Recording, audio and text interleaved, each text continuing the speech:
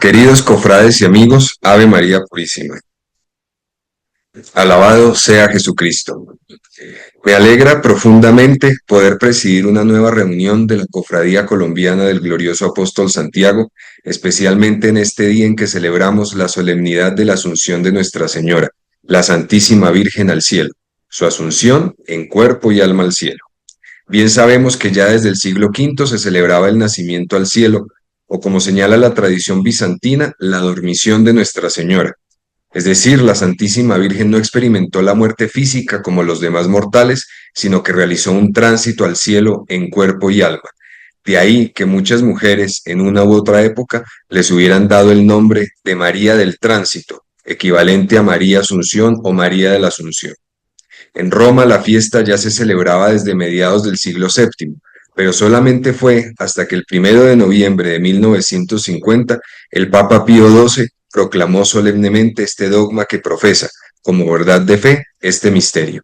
La Virgen Inmaculada, preservada inmune de toda mancha del pecado original, terminado el curso de su vida en la tierra, fue asunta en cuerpo y alma a la gloria del cielo. Este misterio tiene sentido en cuanto por fe profesamos en el credo la resurrección de la carne y la vida eterna. Dice San Pablo, si Cristo no resucitó, es vana nuestra predicación y vana también la fe de ustedes. Esta promesa de la resurrección de la carne, de poder entrar en el cielo en cuerpo y alma, que es una promesa para todos nosotros, se cumple y se ha cumplido ya en la Santísima Virgen María, quien está en cuerpo y alma en el cielo, como signo de consuelo y esperanza segura y como una invitación para mantener nuestra vida y nuestro corazón abiertos a Dios, porque al abrirnos a Dios no perdemos nada, sino que nuestra vida se hace rica y grande. Hoy, por una gracia especial del Señor, de la Santísima Virgen y, por supuesto, del apóstol Santiago, tenemos la alegría y el honor de recibir al muy venerable señor doctor don Augusto Castro Guedes de Castro, quien es diplomado profesorado en Educación General Básica, licenciado en Geografía e Historia y maestro y posteriormente profesor de secundaria de Historia del Arte. Ha sido director del Colegio de Santa Irene de Porto de Son, en A Coruña, y entre otras responsabilidades, director del Instituto de Educación Superior Miguel Ángel González Esteves de Carril Vila García, de Arousa en Pontevedra. Augusto es socio y miembro de la Junta de Amigos del Románico, coordinador de la publicación Galicia y Portugal y director de la revista Románico desde el año 2013. Como nos lo ha referido nuestro gran y buen amigo Raúl Fernando Gómez Barranco, director de Senderos Jacobeos, y quien ya ha hablado en varias oportunidades ante nuestra cofradía, Augusto Guedes de Castro es una autoridad en historia medieval y en el arte románico. No podríamos estar más felices por esta, digámoslo así, augusta ocasión. En la conferencia de este día titulada Invencio, Traslatio y Narratio, creación de la Catedral de Santiago de Compostela, Augusto Guedes de Castro nos comentará y analizará los pormenores de la creación de la Catedral de Santiago de Compostela, en una relación con la invencio o descubrimiento de la tumba del apóstol Santiago y con su traslatio o traslación, ya sea desde Tierra Santa hasta la hoy Galicia o desde el Moste Padrón hasta su actual locación en la cripta o el altar mayor de la Catedral Compostelana, Augusto nos guiará por la narratio o relación de los hechos históricos sobre esta sede, que desde el norte de España presenta el sepulcro del apóstol Santiago, el mayor, como el faro de la unidad cristiana. Luego, en una conferencia que programaremos posteriormente, porque así nos lo ha solicitado, Augusto nos expondrá la historia de los 3 portales mayores de la Catedral de Santiago de Compostela, ya nos dirás cuáles son, y que será de una gran novedad, así como de un gran valor histórico como espiritual para todos nosotros.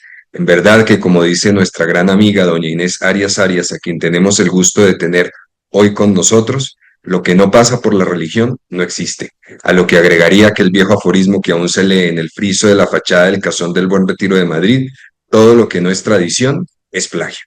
Augusto, bienvenido, tienes la palabra. En principio, encantado de estar aquí. Bienvenidos todos los que me estáis escuchando y espero, bueno, si queréis hacer alguna pregunta después, pues poder solucionar lo que me preguntéis. Entonces, vamos a empezar con esas palabrejas raras que dijimos anteriormente y empezaríamos con ello. Bueno, comparto pantalla. y ya estamos. Vamos allá.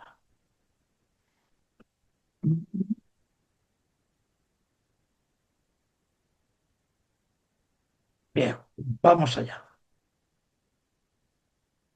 Si hablábamos, a mí me interesaba mucho tratar de explicar siempre, cuando hablo o con mis alumnos o hablo ya directamente con personas adultas como somos nosotros, me interesa saber y me interesa explicar el por qué la Catedral de Santiago o por qué el determinado monumento se construye ahí. Entonces, de ahí viene todo lo que estamos poniendo, esa inventio que no tiene nada que ver con invención, sino con comunicación, con el hallazgo de. No lo tenemos que interpretar con la palabra invención. Es un término latino que también significa hallazgo, en este caso, de la tumba del apóstol Santiago, ¿no? Y vamos a tratar de descifrar un poco todos esos conceptos que subyacen aquí debajo y que al mismo tiempo es la justificación del por qué en un lugar casi prácticamente, bueno, pues muy humilde o casi olvidado, porque a partir del siglo IV prácticamente la zona de donde está hoy la Catedral de Santiago había quedado a partir del siglo VIII con la invasión del 711 de los árabes, prácticamente quedó, digamos, abandonada y no había posibilidad de, digamos, por una parte, un despoblado, ¿no?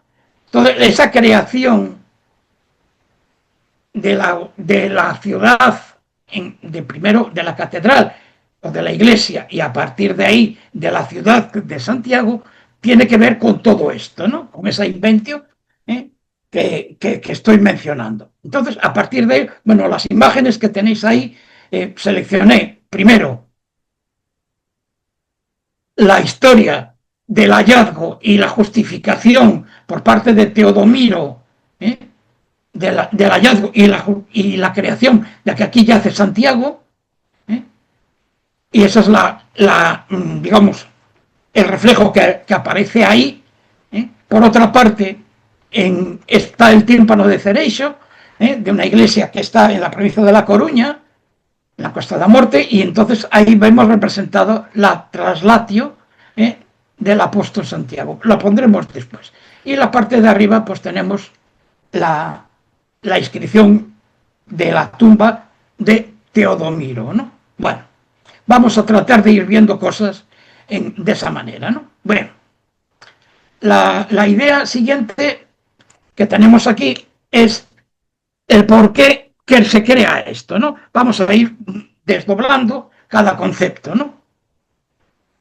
Primero tiene que haber una revelatio, porque evidentemente Teodomiro, ¿cuál es la razón del por qué? Dice que eso es, el hallazgo se corresponde con la tumba de Santiago, ¿no?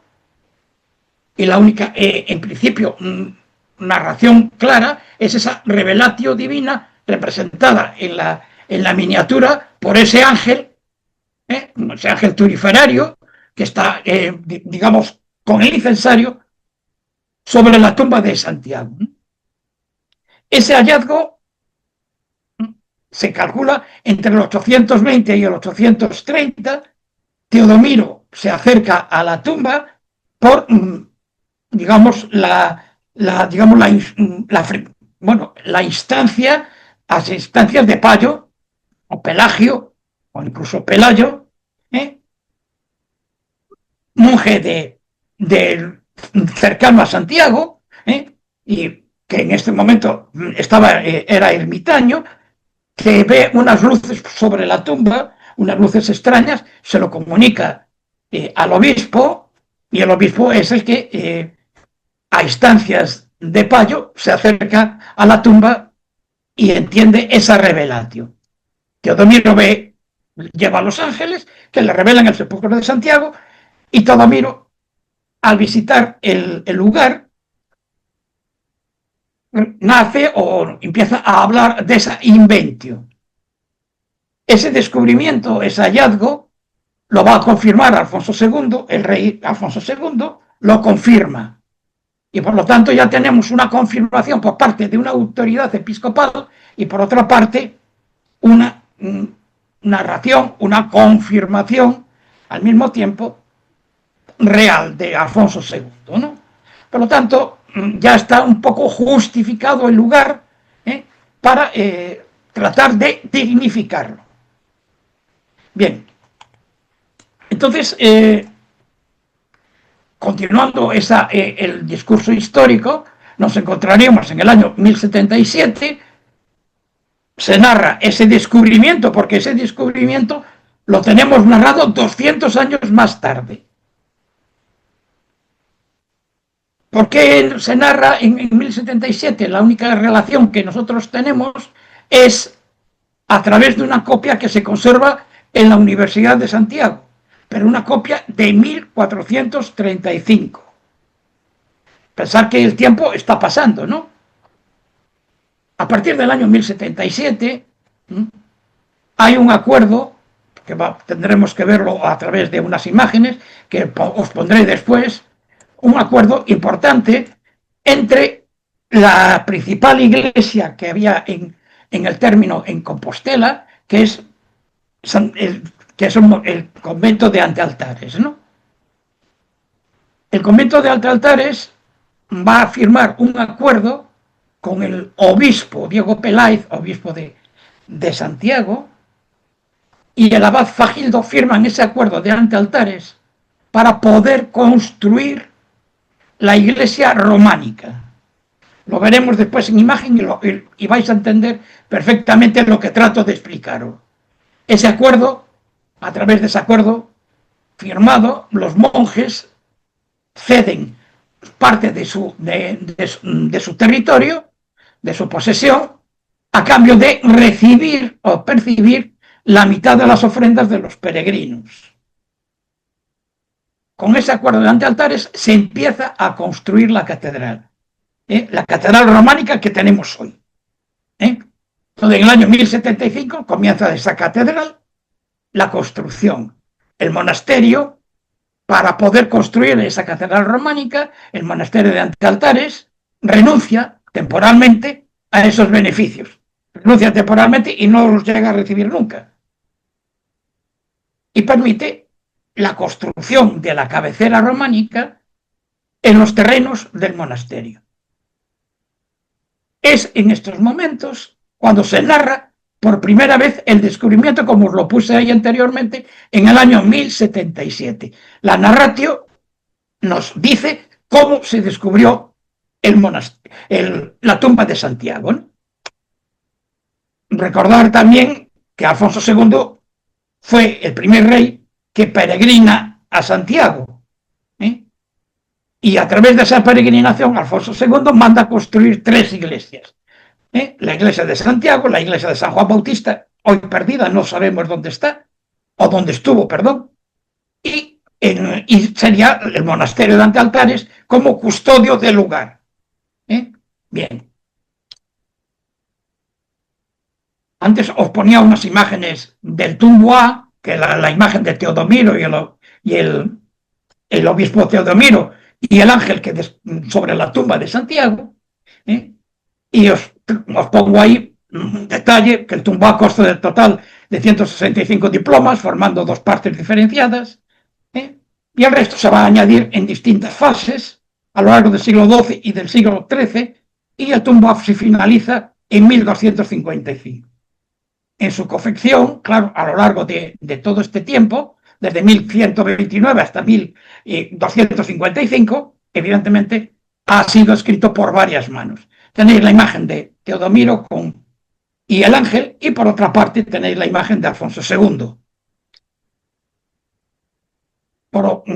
La llegada a Santiago por el camino francés es lo que os estoy poniendo aquí, ¿no? Esa llegada a través del camino francés, nos veríamos del Monte do Gozo, veríamos Santiago aquí al fondo, y los peregrinos reciben la visión de Santiago, ¿no? De la catedral. ¿Qué datos tenemos antes para poder que puedan servir de base a Teodomiro para decir que Santiago estaba allí. Entonces, las bases que podemos encontrar son las que os pongo ahí, ¿no? La más antigua es la de Inocencio I, del Papa, que nos está hablando, en este caso, de que todas las iglesias fueron fundadas por Pedro Pablo. Por lo tanto, es cierto que todas las iglesias que habían en Hispania tenían que haber sido fundadas por un discípulo de Jesucristo, ¿no? En el siglo V, San Jerónimo afirma que cada apóstol fue enterrado donde predicó. Si la iglesia de Hispania entonces tiene que haber sido un apóstol, y entonces el apóstol tendría que ser Santiago, ¿no?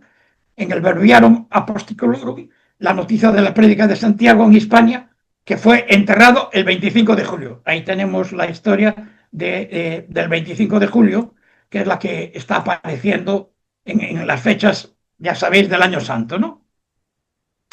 En el año 681, el obispo de Toledo se convierte en el primado de la Iglesia hispana, en un reino hispano-visigodo unificado. En el 681, el obispo de Toledo, perdón, eso es una errata. En el 794, a través de la herejía de Lipando, obispo de Toledo, y del adopcionismo, presidido por Carlomagno, en el concilio de Frankfurt, favorece la desvinculación de la Iglesia del norte de Toledo. Fijaros que en estos momentos Toledo es adopcionista. Entonces, la Iglesia de Santiago se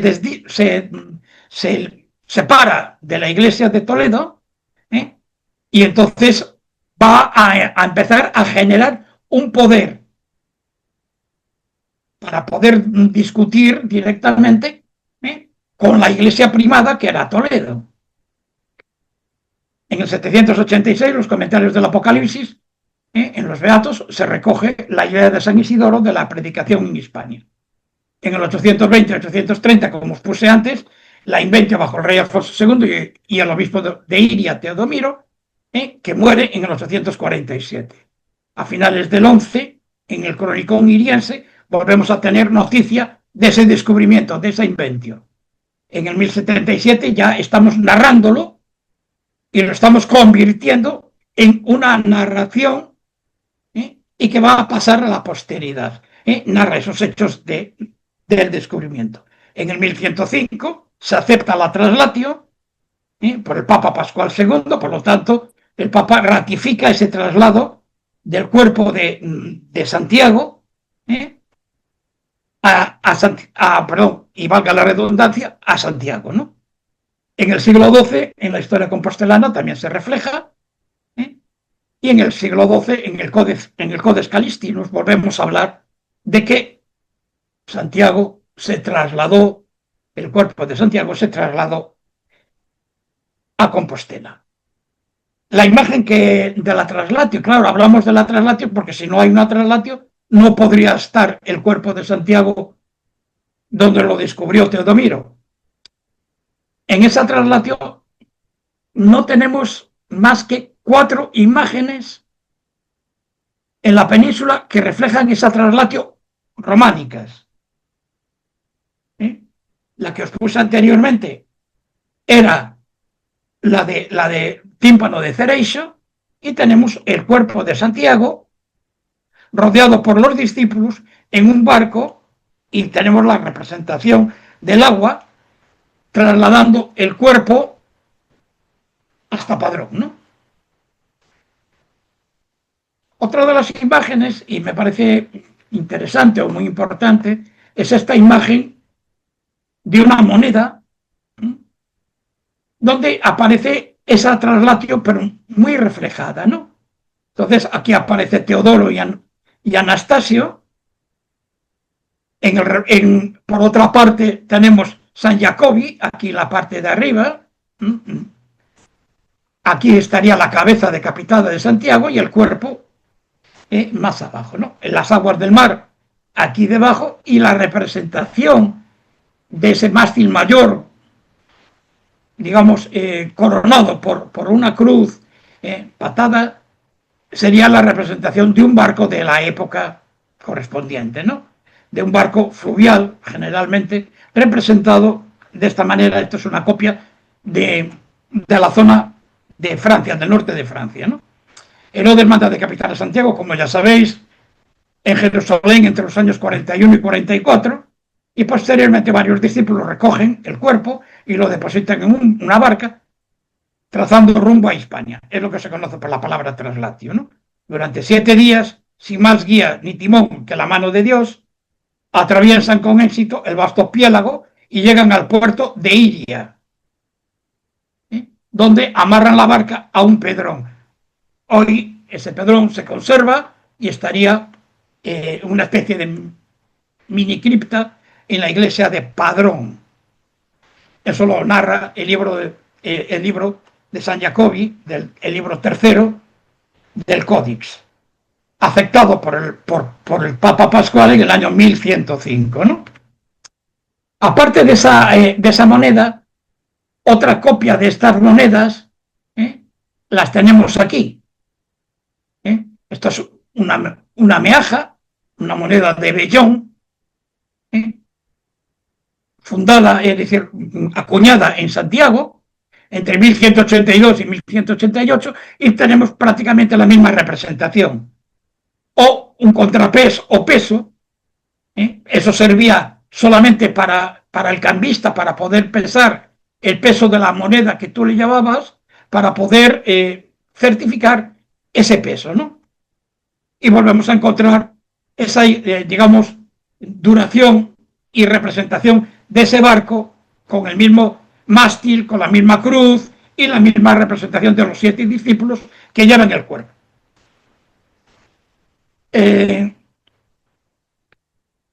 Si salimos del término de la parte numismática, en el claustro de Tudela tenemos una representación también de esa traslatio, donde encontramos a Santiago en la tumba, acostado encima del barco, las aguas del mar y la presencia de los apóstoles, de los discípulos de Santiago, ¿no? Estaría, repito, en el claustro de Tudela, ¿no? O en la Seu Vella de Lleida tendríamos una representación aquí, en esta zona. Yo creo que veis el puntero, entonces estaría aquí una representación de esa traslatio. Volvemos a ver el agua del mar en forma de sinusoide, y vamos a ver los discípulos y el cuerpo, la tumba de Santiago, ¿no? Entonces, es curioso porque tampoco tenemos más de 4 representaciones. De todas maneras, esa traslatio está justificada y, digamos, certificada por la valoración del Papa Pascual II, ¿no? ¿Dónde se enterró Santiago? En torno, en este caso, a finales del siglo I, siglo II. Bueno, la historia, en este caso, es en este edículo, por llamarlo de alguna manera, de carácter tardorromano, y estaría enterrado para dignificarlo, y repito, en torno a en este momento, ¿no? En torno a finales del siglo I, principios del siglo II. Estaría enterrado rodeado de tumbas en ese cementerio que sería el germen de la ciudad de Compostela, ¿no? Cuando llega Alfonso II a Santiago, entonces lo que hace es coger y mandar construir una iglesia. Pero la iglesia que se construye en Santiago, esta iglesia alfonsina de Alfonso II, es una iglesia muy pequeña. Vemos tumbas y vemos esta parte que sería la zona absidial, la zona de la cabecera, donde estaría esta otra dentro. Entonces, está ahí el documento de Alfonso II, donde certifica, mandamos construir una iglesia y juntamos la sede iriense, porque Santiago en ese momento, repito, era un pueblo muy pequeño y el obispado estaba en Iria Flavia, un poquitín hacia el norte de Padrón. Entonces manda, en este caso, juntar la sede iriense con la sede de Santiago. Posteriormente, cuando Iria Flavia va a ser destruida por una invasión normanda, entonces digamos, ese obispado pasaría a Santiago. Entonces, siguiendo un poquitín ese esquema que vamos narrando a principios, entonces, en la segunda mitad del siglo I hay una mansio viaria de la vía 19, porque estaba enterrado ahí, que une esa mansio viaria, esa vía 19 que une Brácara, es decir, la ciudad de Braga portuguesa, y Lucus Austúrica, es decir, la ciudad de Lugo, y que mantiene esa población hasta el siglo V, como yo os dije anteriormente.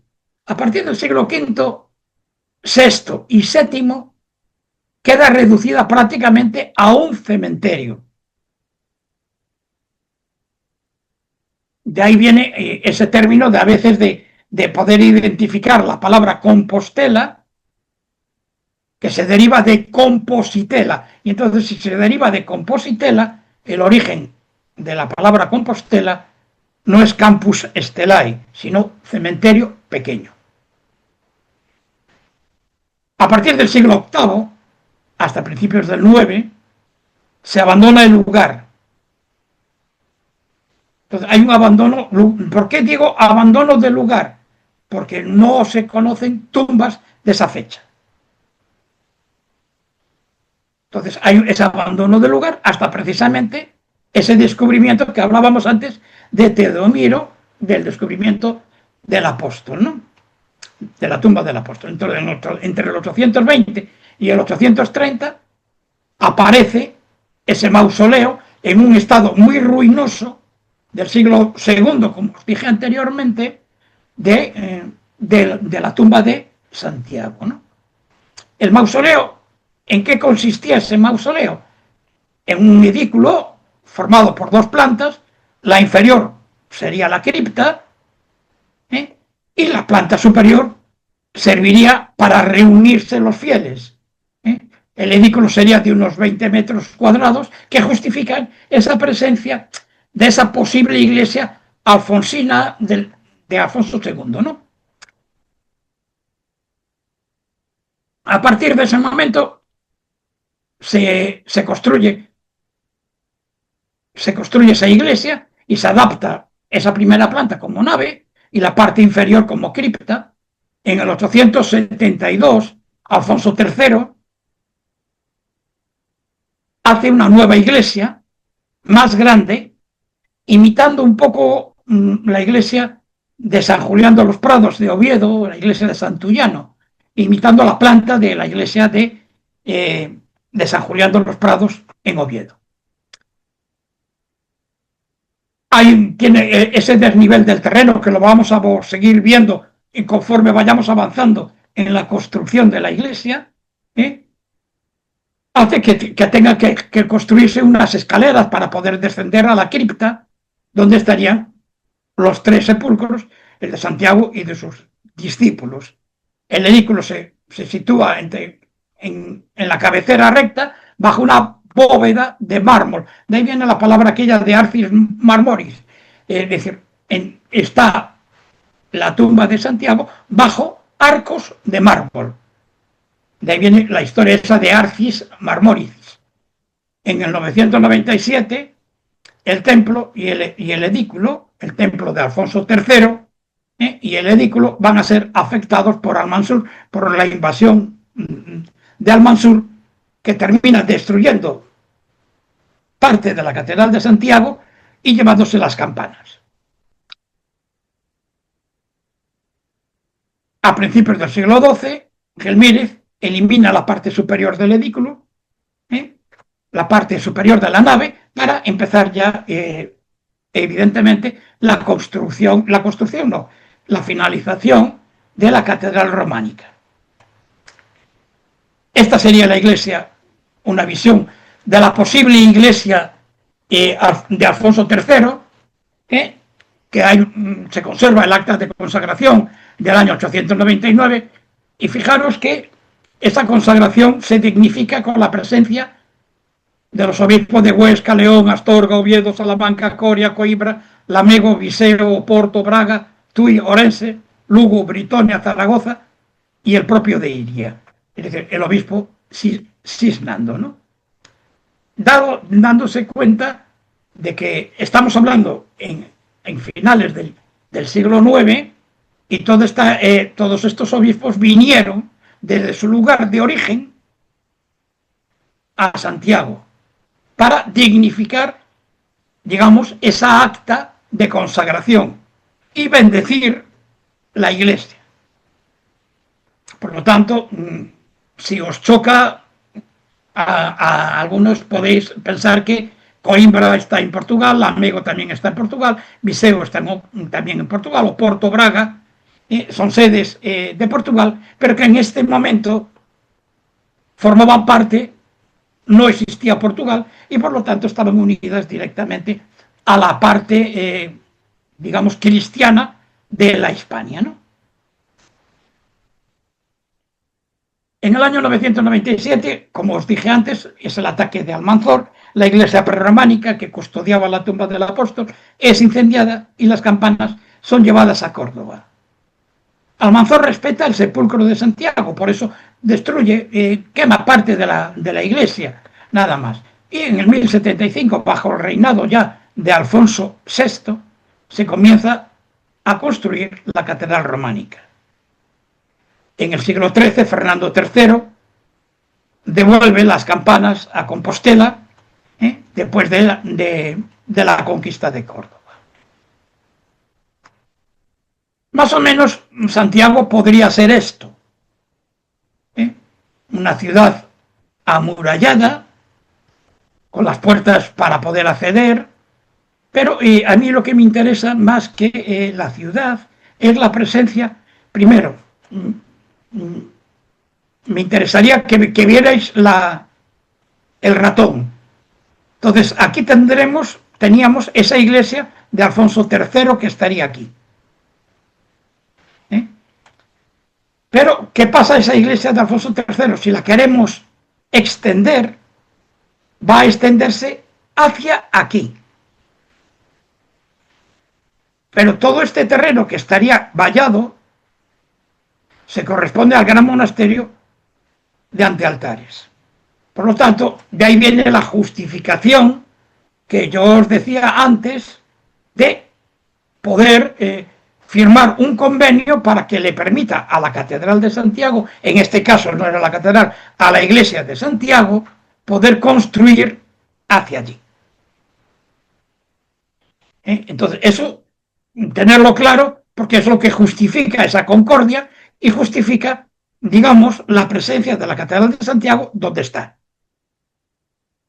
Aparte tenemos una de las iglesias más antiguas de Santiago, que es la capilla de la Corticela, hoy absorbida por la catedral, y la de San Fiz, que estaría aquí. Bueno, pero que os quede claro esta relación. Si lo significamos a nivel de planta, en este dibujo de la planta de Castiñeiras, tenemos la catedral. Vuelvo a repetir el término de catedral para que me entendáis, pero en realidad en estos momentos es iglesia. En la iglesia de Santiago, es que se va a prolongar y va a construir esta parte que estaría en rosa, que sería la cabecera de la iglesia románica, que será la catedral de Santiago más tarde. Entonces, toda esta cabecera estaría en el territorio de Antealtares, del monasterio de Antealtares. Bien. ¿Cómo se construye la catedral o la iglesia? Se va empezando a hacer siempre las iglesias románicas, se empiezan a construir, y repito, hay excepciones, pero se empiezan a construir por la zona absidal, por la cabecera. Y según va avanzando, en este caso, lo que tenemos en esta especie de medio dibujo, tenemos parte de esa iglesia de Alfonso III, que estaría aquí, y la cabecera ya no la vemos, pero aquí estamos viendo los muros del crucero. Estamos viendo ese crucero, claro, fijaros la desproporción, es decir, el tamaño importante que va a tener esa catedral a partir del año 1075 sobre, en este caso, la iglesia alfonsina, ¿no? Bueno, la presencia, claro, como en casi todos los edificios, y lo vemos aquí, esta sería la iglesia alfonsina, pero vemos que a los pies y a los lados hay tumbas. Muchas tumbas en distintas fechas, que se va a aprovechar el atrio de la iglesia y los brazos de lo que sería o de lo que va a ser el crucero se van a aprovechar como tumbas, como espacio para enterrarse. Entonces, ¿qué pasa con esta iglesia románica a partir del 1075? Desde el inicio se piensa que va a tener una planta de cruz latina con una girola muy amplia. La girola sería esto que tenéis aquí, después lo veremos. Y 5 capillas radiales que se van a colocar sobre la cabecera.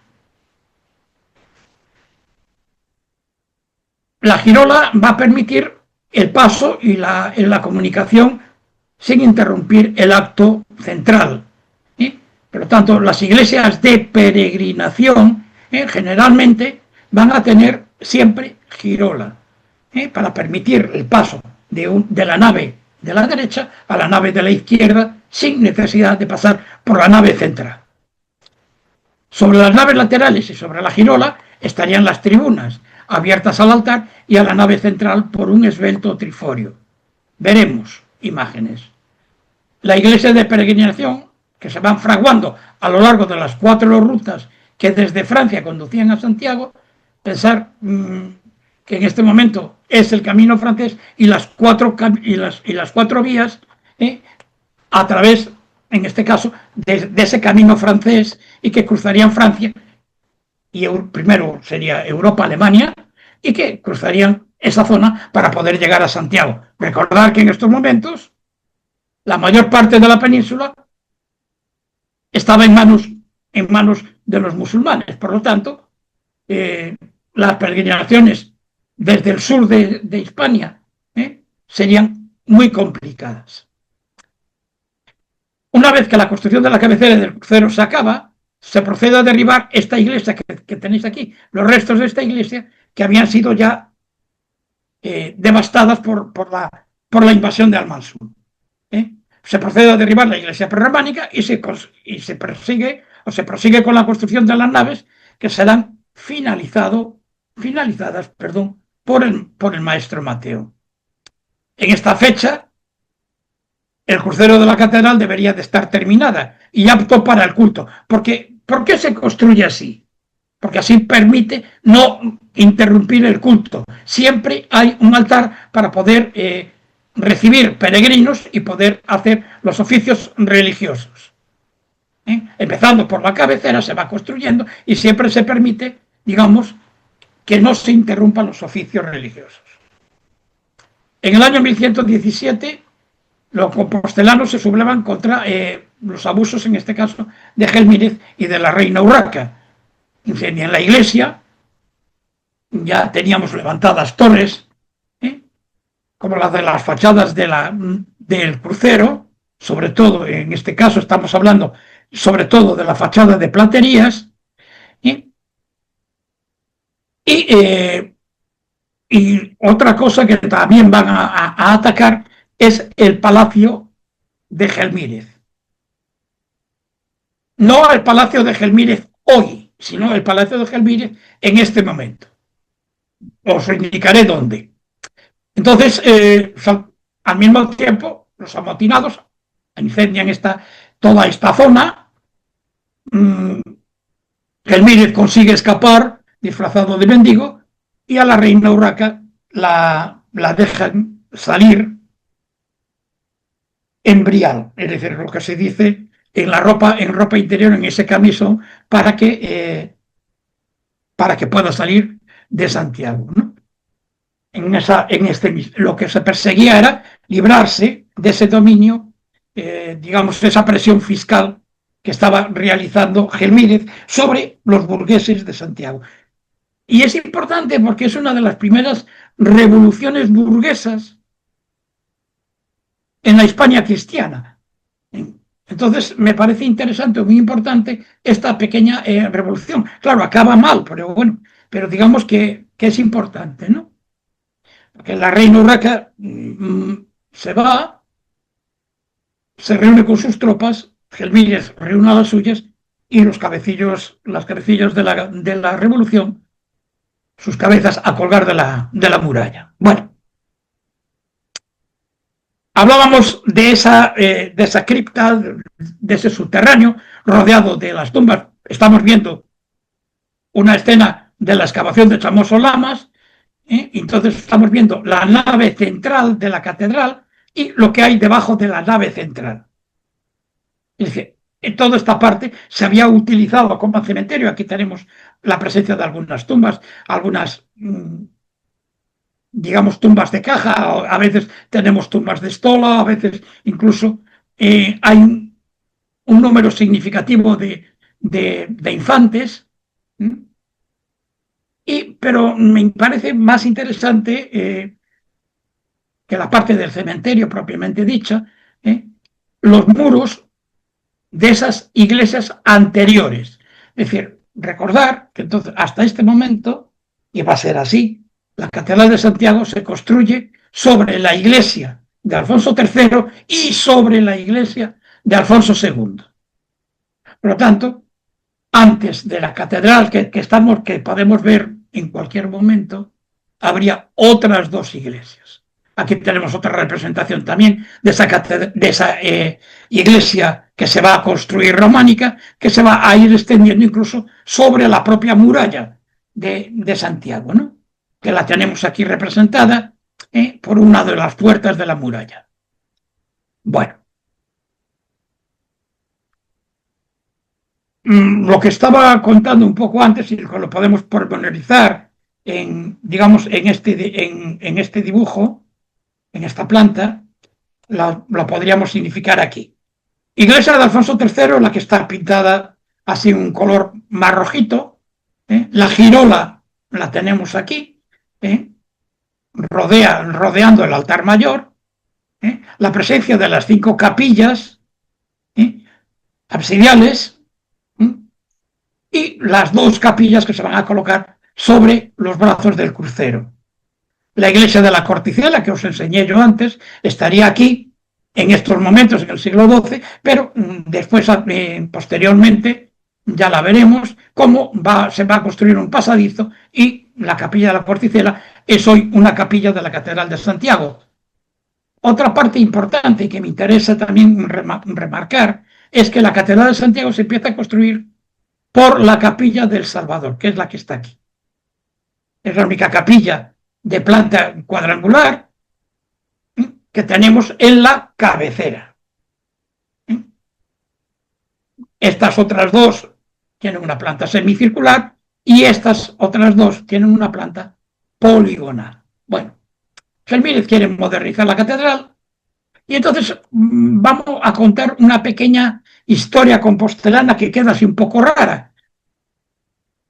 ¿Qué pasa todo esto con el edículo? Aquel edículo donde estaba enterrado Santiago. Gelmírez empieza a recibir peticiones de reliquias del cuerpo de Santiago. Entonces, ¿qué hace Gelmírez para no terminar por quedarse sin el cuerpo de Santiago, sin los restos? Entonces lo ciega el edículo y no tiene acceso. Por otra parte, aprovecha también ese espacio por encima del edículo. De tal manera que si alguien, llamemos papa, obispo, etcétera, etcétera, pide un resto de Santiago, va a decirle que no, porque no está cegado y no se puede llegar.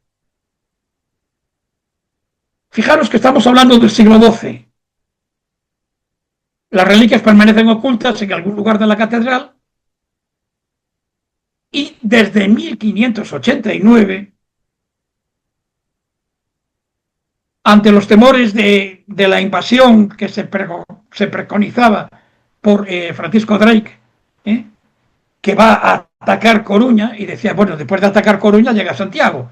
Entonces, ante ese temor, el arzobispo Juan de San Clemente traslada esos restos por la noche y bajo pena de excomunión, el revelar dónde van a colocarse esos restos. Permanecen de esa forma las reliquias, el cuerpo de Santiago y de sus dos discípulos desaparecen hasta 1878.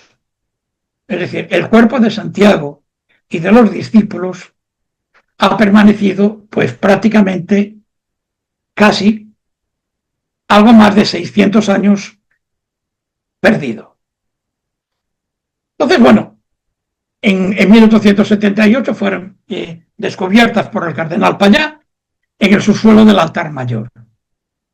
Se restauran restos del edículo y en su centro una urna con las reliquias de Santiago, Teodoro y Atanasio, que serían los discípulos, y facilitan un acceso de los fieles, peregrinos y público. Hablábamos de 600 años, son casi 700, después de que quedasen ocultos.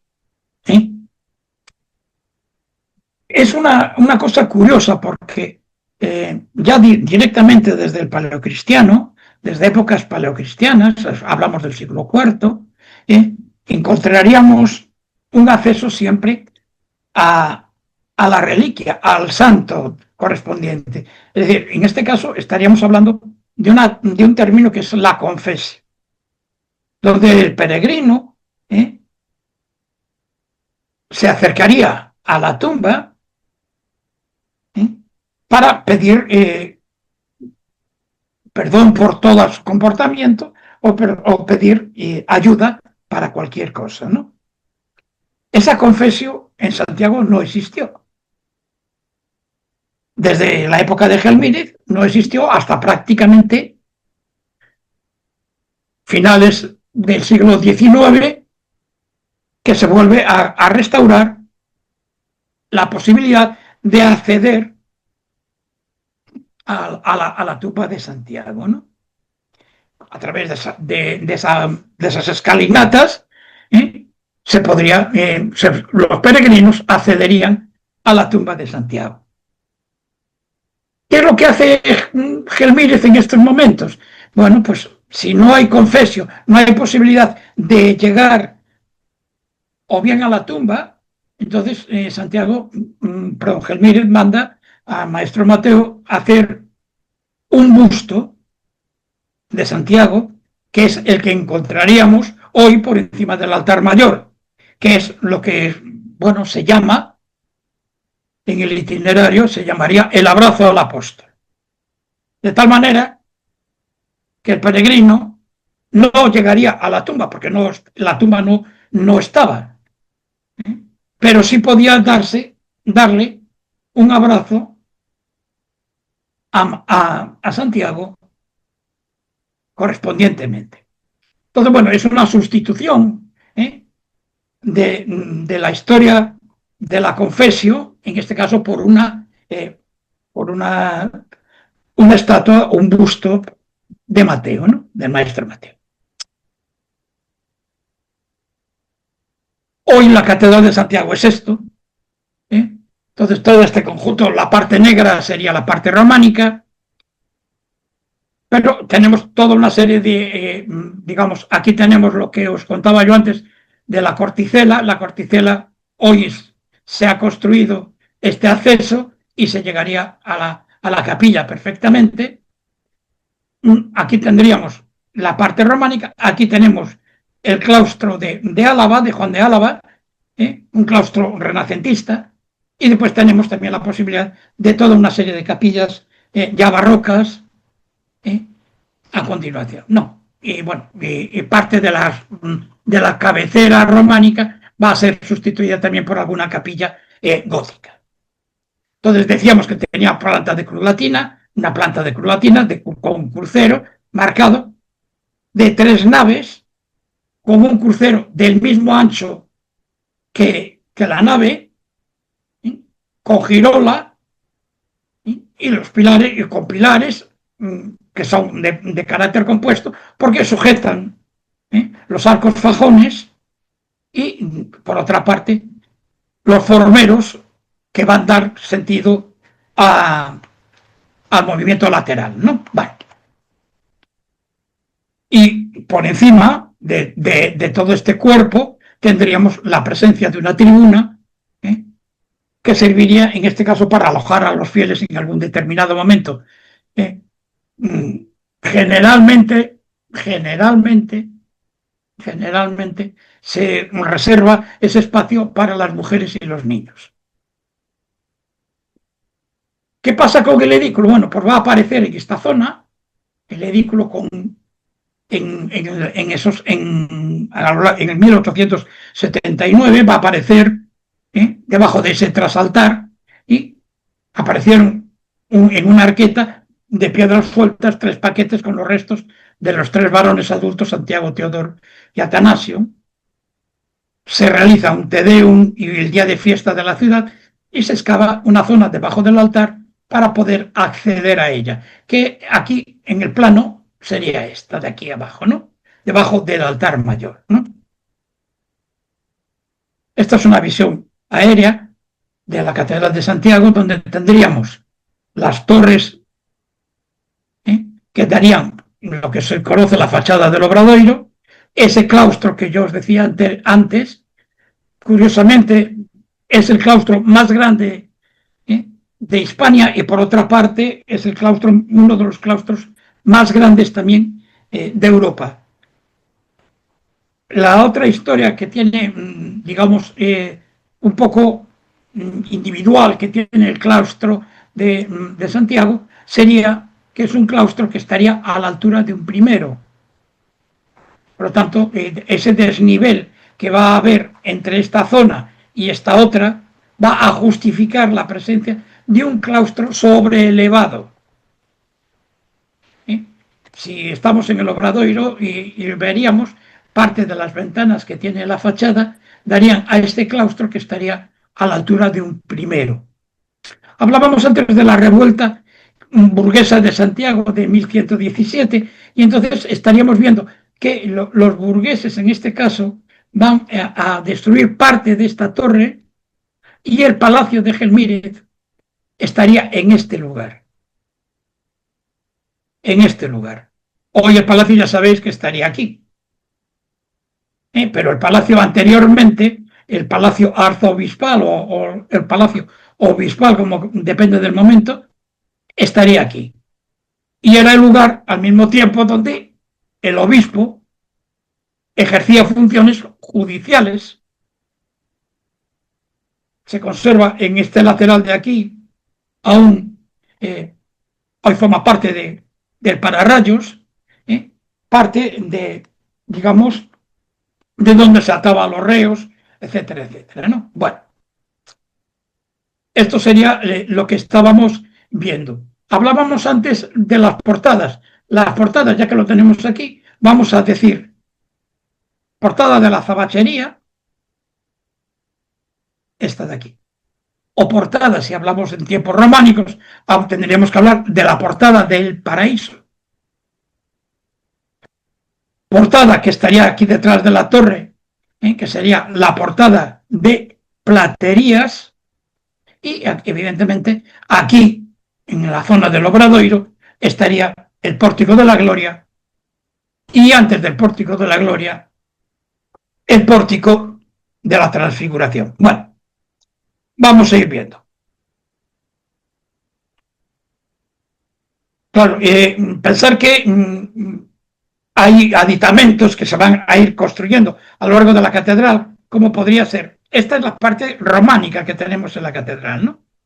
Pero, ¿qué sucede aquí? Aquí tenemos las capillas absidiales, pero aquí tenemos una construcción que se va a realizar en tiempos barrocos para evitar todas las entradas y todas las entradas y salidas y ocultaciones que van a tener lugar entre la zona absidial. Entonces se quiere dar una mayor significación, evitar acumulación de basuras, y entonces se construye un cerramiento barroco en esta zona.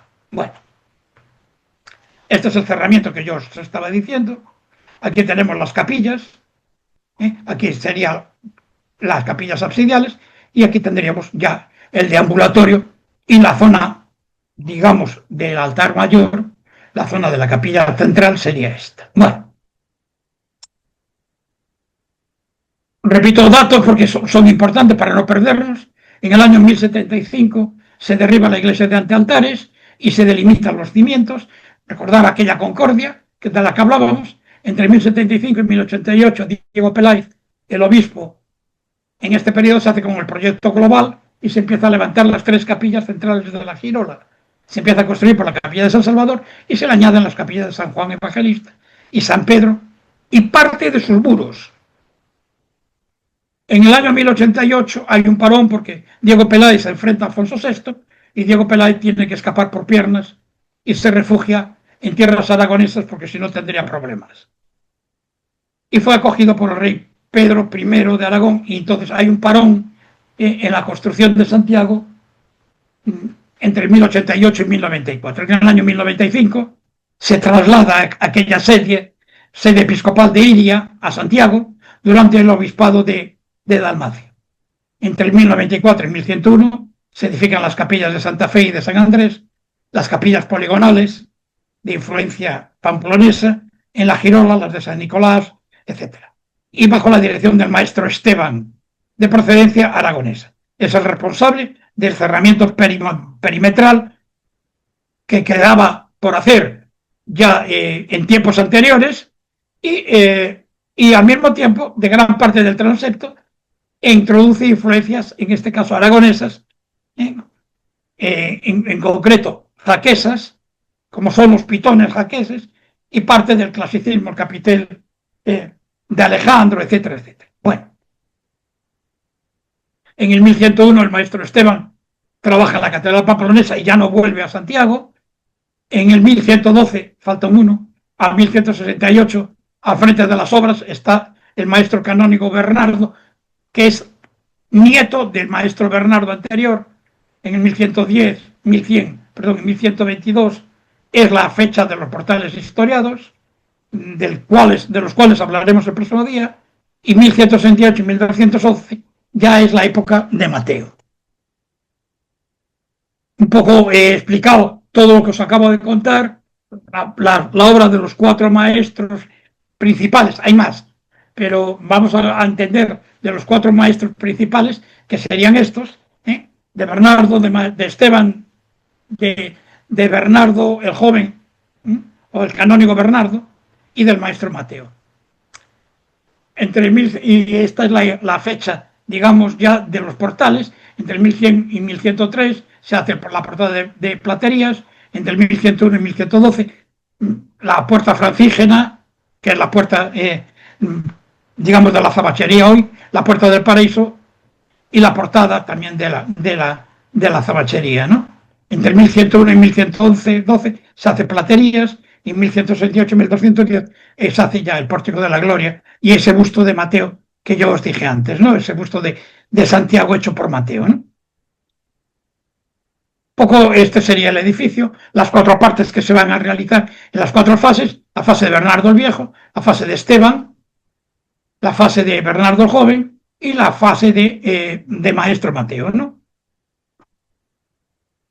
Esta sería la puerta de la zabachería en una reconstrucción románica, donde prácticamente no lo vemos. Hasta aquí llegaba el camino francés. Esta es la fuente donde se lavaban los peregrinos antes de entrar en la catedral. Esta fuente hoy está recogida y descontextualizada en el claustro, en medio del claustro, coronada por 4 leones y la inscripción correspondiente del obispo. Esta sería una reconstrucción hipotética de esa fachada, donde vamos a encontrar, pero bueno, lo vamos a pormenorizar, donde encontramos parte de esos relieves, que parte de ellos los vamos a encontrar en platerías. Esta es la fachada actual, de la, digamos, en tiempos ya barrocos, de la plaza de la Zabachería, ¿no? Estas son reproducciones románicas de acabado de la Catedral de Santiago en tiempos románicos, y esta sería la fachada del Obradoiro románica. Platerías, que es la que tenemos ahí, hablaremos de ella también, y de la fachada del Tesoro de Rodrigo Gil de Hontañón en tiempos renacentistas. Volvemos a encontrar aquí, en este caso, la portada imperial. Es una de las portadas, digamos, ya barrocas dentro de la catedral, y aquí tenemos la Puerta Santa, formada por parte de las esculturas que estarían en el coro. Fachada románica de la catedral, y hoy la fachada del Obradoiro, que es la que sustituye a esa fachada. La fachada románica estaría así. Pensar que el pórtico, que es lo que estamos viendo aquí, estaría prácticamente visible, no estaría accesible perfectamente para poder ver con un antepórtico, que es lo que tenemos aquí, que daría lugar a ese Enartes que estaríamos viendo, que sería esta zona de aquí, ¿no?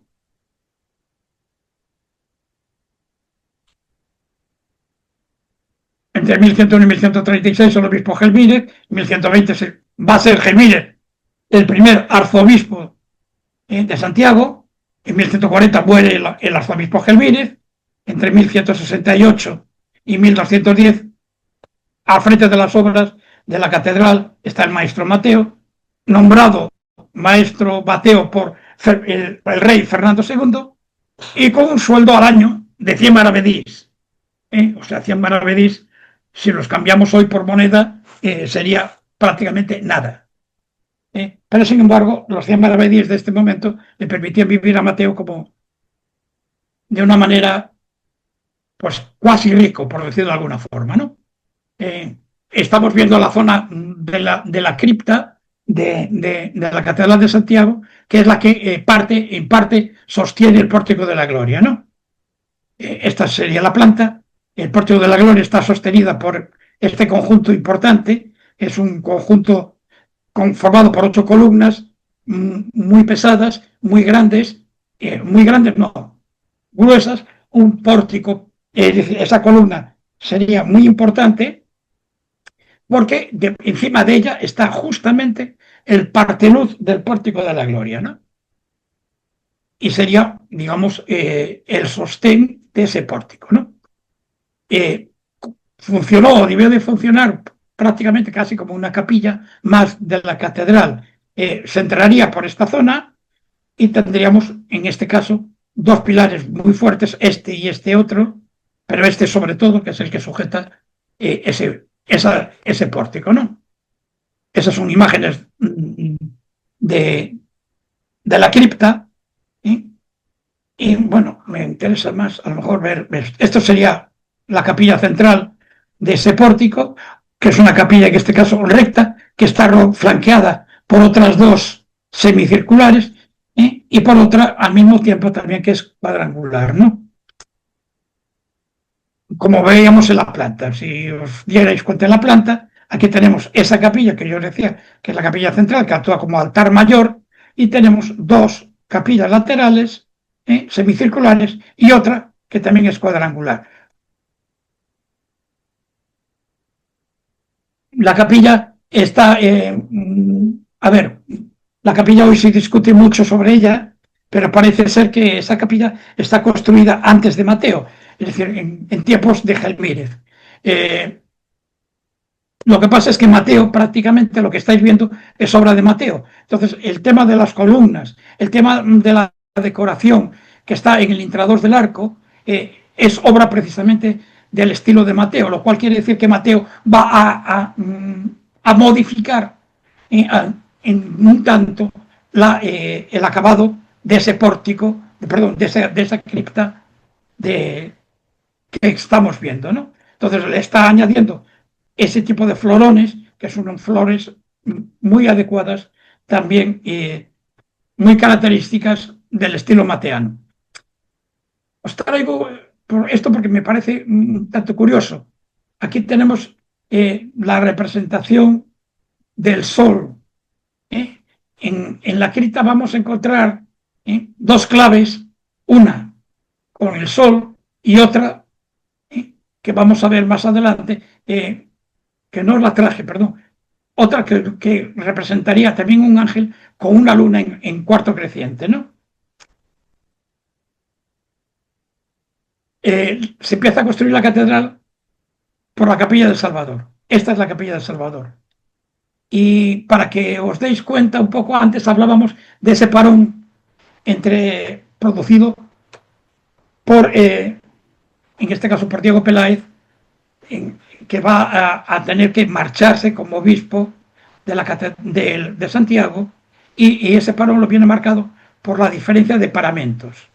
Aquí tenéis una manera de construir y aquí hay otra. Y se aprecia perfectamente.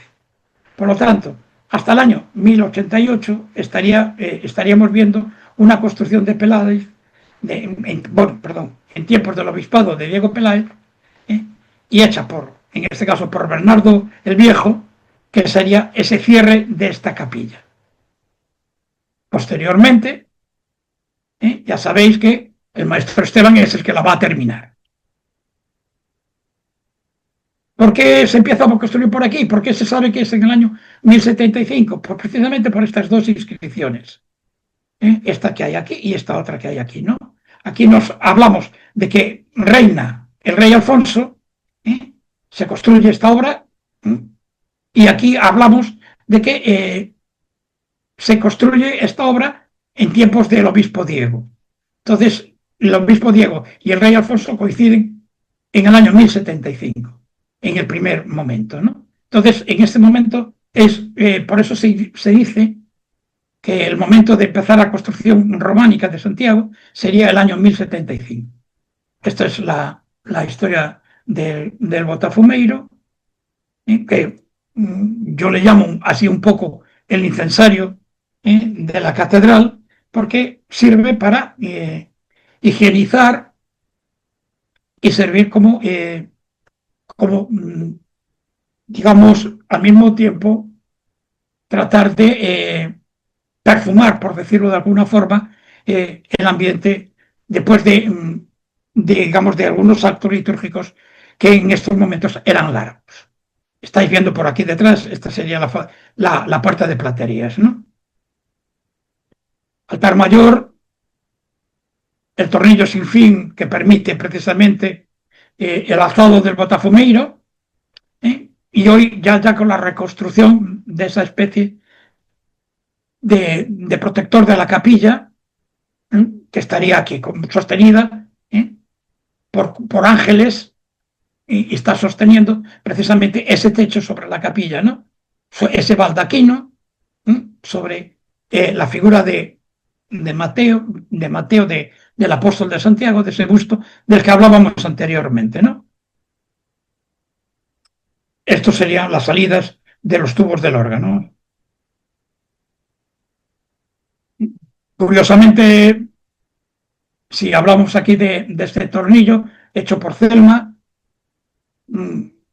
recordar que ese tornillo vino en carro de bueyes desde Bilbao, se forja en Bilbao y se lleva hasta Santiago en un carro tirado por dos bueyes desde Santiago. No sé el tiempo que le debió de llegar, pero debió de ser mucho.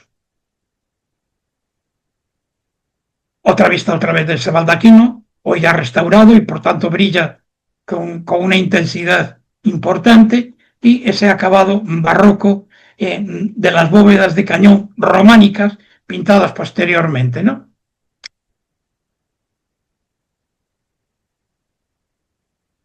Los brazos del crucero se colocan de manera que tenemos una basa cuadrangular y a continuación una basa circular, y por lo tanto estamos jugando y adornando un espacio para tratar de, digamos, de buscar no la homogeneidad, sino precisamente al contrario, esa especie de adorno para tratar de evitar la repetición exhaustiva de modelos.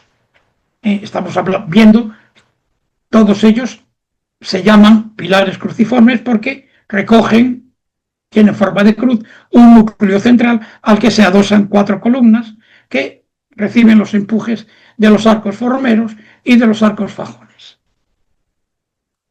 Otra visión, aquí tenemos una idea de lo que sería el triforio,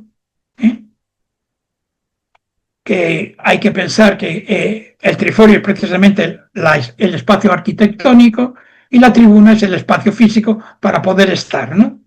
Entonces, es el sistema del triforio, de ese arco y esos otros arcos a continuación, ¿no? La tribuna estaría aquí, eso es una nave de la tribuna, que sirve, evidentemente, y poder ver a través del triforio, a través de esas ventanas, poder ver y seguir el acto que se está realizando sobre el altar mayor. La Puerta Santa, que se celebra cada vez que es Año Santo, y ahí tenemos, bueno, pues parte, en este caso, de las esculturas románicas del maestro Mateo, que formarían parte del pórtico. Hoy esto es un aditamento evidentemente posterior, pero la puerta aún la tenemos de origen románico. Entonces, en este caso, estamos viendo lo que es la capilla de la Corticela, que quizás no, es la iglesia más antigua que tiene Compostela, ¿no? Con una portada muy bonita, tiene una portada, aunque ya estamos avanzando ya muy adentro del siglo XII, de una adoración de los Reyes Magos, donde estamos viendo a la Virgen, una Virgen Theotokos, una Virgen Trono, sentada con el niño en los brazos, y la adoración, en este caso, de uno de los reyes en actitud genuflexa, es decir, semi-arrodillado, la presencia de los otros 2 reyes en la arquivolta, y la presencia de los caballos, o del caballo, porque solamente se ve uno, que estaría aquí. Y la presencia también al mismo tiempo de San José, con el bastón y la mano en la mejilla. Es una iglesia ya prerrománica que se estaría la parte, y repito, que es más antigua, que tendría evidentemente la catedral y al mismo tiempo la ciudad de Compostela. Aquí tenemos otra visión más cercana de San José, la Virgen con el niño, los Reyes Magos y el caballo que estaría aquí en esta zona, ¿no? Es atribuida a Mateo, pero propiamente Mateo ya en estos momentos no es de Mateo, es más bien de su taller. Ese sería el coro mateano, del cual se recuperaron algunas piezas que forman parte del adorno de la Puerta Santa. Esto es un capitel, un trozo que se conserva en el museo, donde se representan también, en este caso, los caballos de los Reyes Magos. Formaría parte también, aquí tenemos partes de ese coro. El Palacio de Gelmírez, el actual, con el salón correspondiente, salón de banquetes, y sobre todo una parte interesante, si no la conocéis, merece la pena poder situarlo, porque estos capiteles ménsula que sujetan los arcos representan escenas muy curiosas, porque hay algunas escenas de carácter, digamos, en la cocina directamente, de elementos característicos de la cocina. Hay escenas también cinegéticas, también hay escenas de banquetes, de zonas para comer. Entonces, digamos que no responden a esquemas ni bíblicos ni teológicos, sino sencillamente escenas propias de un carácter festivo, ¿no? La fachada del tesoro, que ya medio la mencioné anteriormente, de Rodrigo Gil de Hontañón, donde tenemos una representación ya en plan renacentista que trata de imitar formas que ya hace Gil de Hontañón en Salamanca, pero al mismo tiempo la presencia de este final de cúpula, por llamarlo de alguna manera, o cierre de la torre almenada, que es curiosa y que es una de las primeras veces que aparece representada en arquitectura en España, ¿no? Donde no sabemos exactamente muy bien. Hay quien se habla de que es una copia. Gil de Hontañón, digamos, se inspiró en una representación de una pirámide de Teotihuacán que había llegado a través de un alzado en papel sobre esa especie de pirámide que traía Hernán Cortés y que trajo a la península y que Gil de Hontañón llegó a verla. Y en función de esa pirámide las construye como cierres de la torre, ¿no? Bueno, elementos, digamos, de carácter renacentista, los arcos de medio punto, esa crestería que aparece aquí arriba. Bueno, todo ello nos estaría hablando del modo de hacer los frontones, etcétera. Bueno, el cierre del que habíamos hablado ya, el claustro que os decía yo antes, de Juan de Álava, hablamos también de un claustro renacentista, de finales del 16, y que aquí tendríamos esa fuente que ya os vi antes, que os puse antes en una lámina, ¿no? Los tejados de la iglesia están hechos en granito, como estáis viendo aquí, un granito como escalonado, y aquí estáis viendo lo que se llama la Cruz dos Farrapos, donde hay una especie de leyenda urbana donde los peregrinos quemaban la ropa que llevaron durante el camino y así, digamos, resucitar con una ropa nueva después de haber ganado el jubileo y de adquirir ese jubileo y entonces con ropa, digamos, más nueva, ¿no? Una vista también, en este caso, del monasterio de San Martín Pinario, y volvemos a ver ese tejado hecho con lajas de granito, ¿no?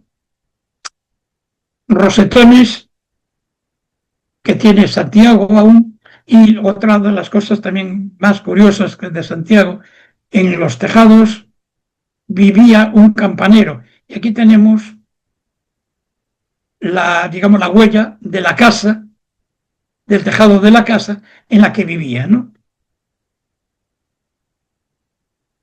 La torre ya una torre barroca, la torre del reloj en este caso, donde estamos viendo pues toda una serie de características arquitectónicas ya barrocas, donde vemos unos templetes que, fijaros cómo va sobre una torre, en este caso esta parte es románica, aquí ya empezamos la parte ya, digamos, directamente barroca, y tenemos ya esos templetes angulares. Seguimos con una parte ya, seguimos barroca, y aquí ya estos templetes están abiertos por todos los lados, y aquí ya tenemos una parte octogonal, y aquí arriba ya finaliza en una cupulina, que sería el final de la estructura, ¿no? Estamos viendo, pues evidentemente, elementos ya totalmente barrocos, ¿no? Estamos hablando, esa torre se empieza a construir en 1468, pero es la parte que estamos viendo aquí, que estaría sobre otra parte que es románica. Se añadieron unas figuras góticas y se debe, evidentemente, esta torre a Domingo de Andrade, que hoy está enterrado en la catedral, que en 1676 asume la tarea de convertirla en una torre emblemática dentro de lo que es la catedral, ¿no? Vemos también la parte del tejado correspondiente, el cierre, que lo vamos de Vega y Verdugo, de Peña de Toro, depende. Vega y Verdugo es un canónigo de la catedral, y Vega y Verdugo es el arquitecto, y Peña de Toro es el arquitecto que la realiza.